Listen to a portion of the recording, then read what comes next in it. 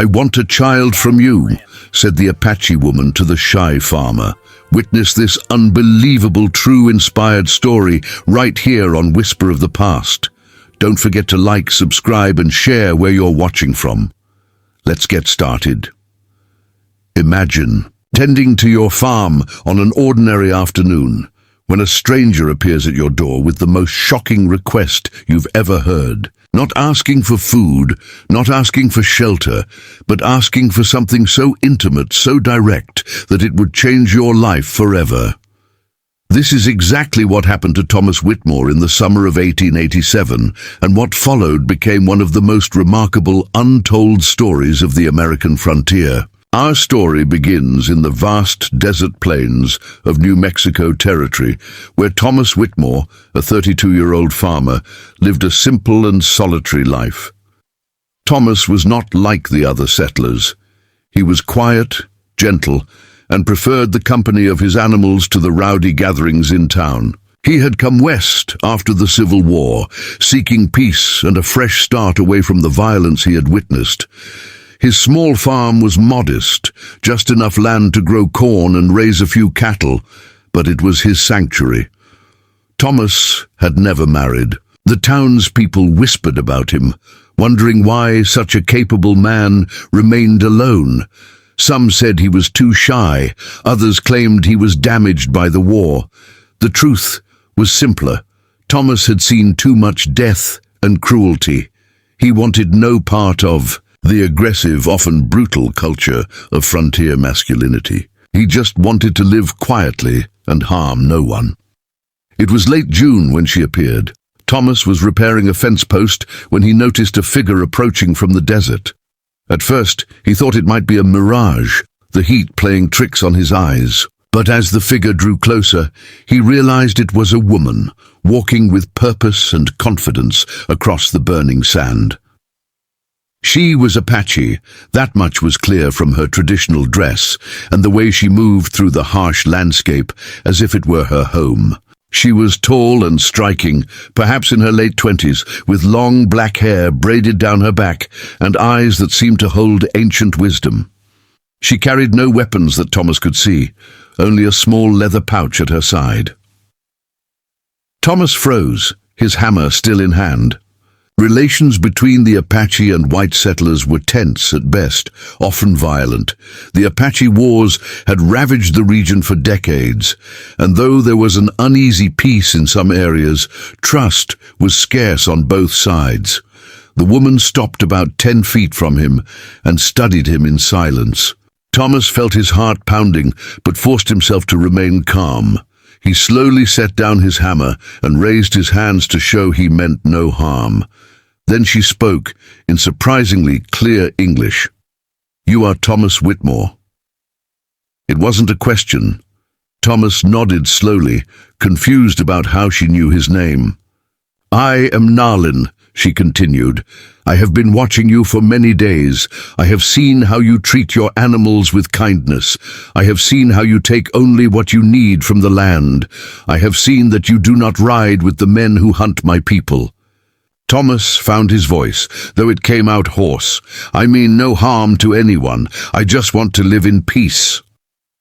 Nalin nodded as if this confirmed what she already knew. Then she said something that made Thomas's mind go completely blank. "I want a child from you." Thomas stood there, mouth open, unable to process what he had just heard. Surely he had misunderstood. Surely the heat was making him hear things that weren't real.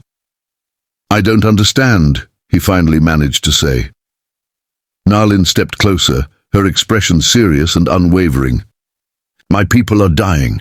The wars, the diseases from your people, the starvation on the reservations. We are disappearing. I am the last of my family line. My father was a great warrior. My mother was a healer. Their knowledge, their blood, must continue." She gestured to the farm around them. "But I cannot choose just any man. I have watched many of the white men here. They are cruel. They are violent. They take more than they need and destroy what they cannot use. But you are different. You have a gentle spirit. You respect life." Thomas felt dizzy. This was the most surreal conversation of his entire life. But this isn't proper. I mean, we don't even know each other. Proper? Nalin's eyes flashed. Your people have taken our land, killed our buffalo, murdered our children, and you speak to me of proper. I'm not asking for your marriage customs or your church's blessing. I'm asking for life. I'm asking for survival. The directness of her words hit Thomas like a physical blow. She wasn't wrong. He had seen the atrocities committed against native peoples, had been sickened by them, but had felt powerless to stop them. "Why me?" he whispered. "Because you are kind," Nalin said simply. "Because you will not try to own me or control me. Because when I am gone, you will tell our child the truth about where they came from. And because," she added with the faintest hint of a smile, "the spirits told me you were the one." Thomas looked into her eyes and saw no deception, no manipulation, only fierce determination and a deep, aching loss. This woman was trying to save something precious, something that was slipping away like sand through fingers. "What would happen?" Thomas asked. "I mean after. I would stay until the child is born," Nalin explained. "You would provide shelter and food. I would teach the child our ways, our language, our stories. When the time is right, I will decide if we stay or go. You will have no claim over me, but you will always be the father. The child will know both worlds." Thomas sat down heavily on a nearby rock, his mind racing. This went against everything he had been taught about courtship, marriage, and family. But then again, most of what he had been taught had led to the world he now lived in, a world of violence and prejudice and endless conflict. He thought about his lonely farm, his quiet life. He thought about Nalin's courage in coming here, in asking for something so vulnerable in such a direct way. He thought about a child who would carry both Apache wisdom and perhaps his own gentleness. "I need time to think," Thomas said. Nalin nodded. "I will return tomorrow at sunset. You will give me your answer then." Without another word, she turned and walked back into the desert, disappearing into the shimmering heat as mysteriously as she had arrived. That night, Thomas didn't sleep. He paced his small cabin, wrestling with the decision. By dawn, he had made his choice. When Nalin returned the next evening, Thomas was waiting. "I will do this," he said quietly, "but not because you asked. Because I choose to. Because I believe in what you're trying to do. Because maybe, just maybe, this child can be a bridge between our peoples instead of another casualty of our conflicts." Nalin's stern expression softened for the first time. "You are wiser than I thought, Thomas Whitmore." What happened next was extraordinary.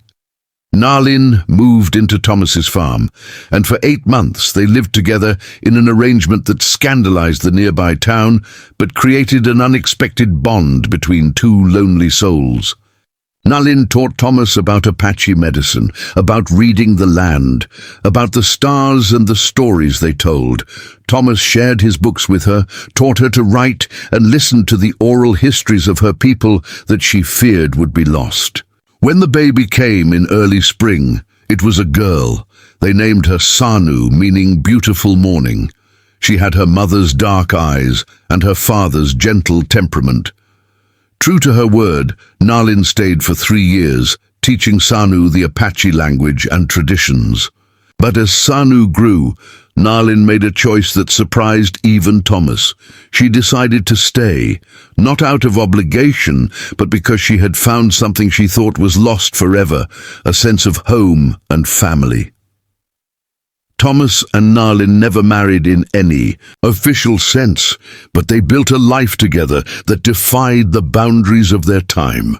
Sanu grew up fluent in both Apache and English, knowledgeable in both farming and desert survival, a true child of two worlds. The townspeople eventually stopped gossiping, mostly because Thomas and Nalin kept to themselves and caused no trouble. But their story became a quiet legend, whispered about in certain circles, a story about courage, survival, and an unconventional family that somehow worked. Thomas Whitmore died in 1923 at the age of 68, with Nalin and Sanu at his bedside. Nalin lived another 12 years, passing peacefully in her sleep at Sanu's home. Sanu herself became a teacher and activist, working to preserve Apache culture and language. She had 5 children of her own, ensuring that her mother's bloodline and her father's kindness continued through the generations. The small farm in New Mexico still stands today, now a historical site.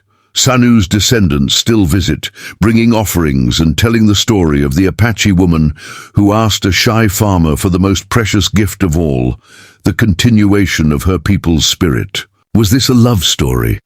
Perhaps not in the traditional sense, but it was a story of respect, courage, and 2 people who found common ground in a world determined to keep them apart. It reminds us that sometimes the most profound connections come from the most unexpected places, and that family can be built on something stronger than convention, shared values, mutual respect, and the fierce determination to create life in the face of loss. Darim. Thanks for watching Whisper of the Past. If this story touched your heart, hit that like button and subscribe for more incredible tales that history almost forgot. Share your thoughts in the comments below. Until next time, keep listening to the whispers.